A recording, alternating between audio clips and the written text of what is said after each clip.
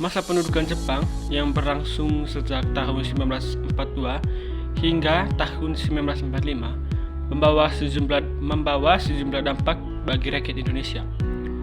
Rakyat Indonesia menanggung penderitaan selama masa penjajahan Jepang karena harus menjalani romusa atau kerja paksa serta dilanda kelaparan dan kemiskinan.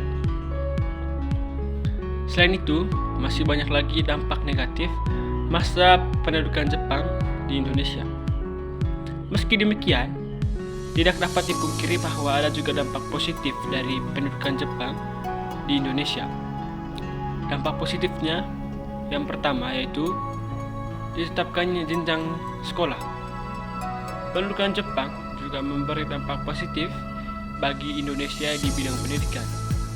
Jepang menghapus sistem pendidikan berdasarkan kelas sosial yang sebelumnya diterapkan oleh Belanda. Jepang kemudian menerapkan sistem pendidikan sekolah dengan 12 tingkat yang setara untuk semua lapisan masyarakat.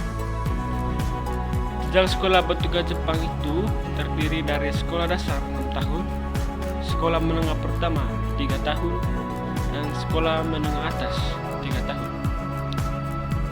Yang kedua, latihan kemiliteran. Salah satu dampak positif yang dapat dirasakan oleh rakyat Indonesia dari pendudukan Jepang adalah diberikannya latihan kemiliteran. Jepang memberikan latihan kemiliteran untuk rakyat Indonesia serta membentuk organisasi-organisasi militer dan semi-militer. Semua itu dilakukan Jepang dengan harapan mendapatkan tambahan pasukan sewaktu-waktu akan menghadapi serbuan sekutu.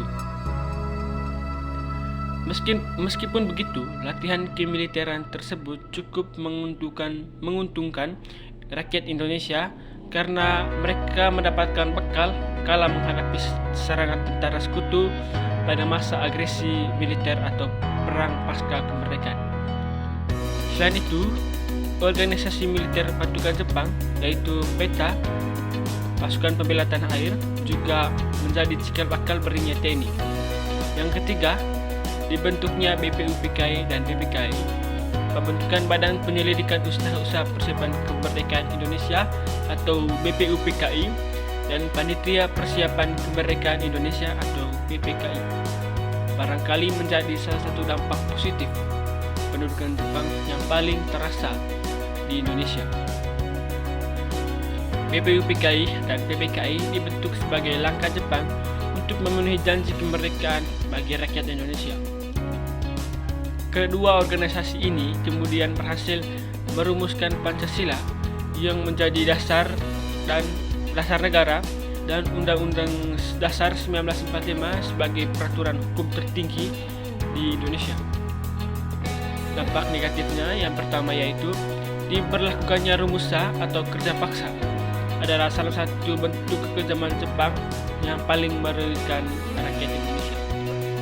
Rakyat Indonesia diperas tenaganya untuk membangun pangkalan militer, benteng pertahanan, jalan kereta api, dan kepentingan perang lainnya. Mereka bekerja tanpa diberi upah. Akibatnya, banyak pekerja rumah yang mati kelaparan. Bahkan, Jepang tidak segan menyiksa rakyat dengan kejam jika menolak melakukan kerja paksa. Tidak sedikit rakyat Indonesia yang akhirnya meninggal dunia saat menjalani romusa. Yang kedua, dilibatkannya masyarakat Indonesia menjadi serdadu perang.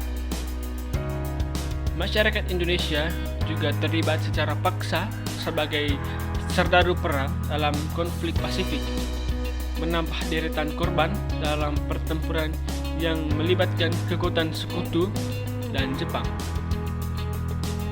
Baik teman-teman, itu saja pembahasan mengenai dampak pendudukan Jepang di Indonesia. Semoga pembahasan ini bisa bermanfaat bagi teman-teman. Sekian dari saya, terima kasih.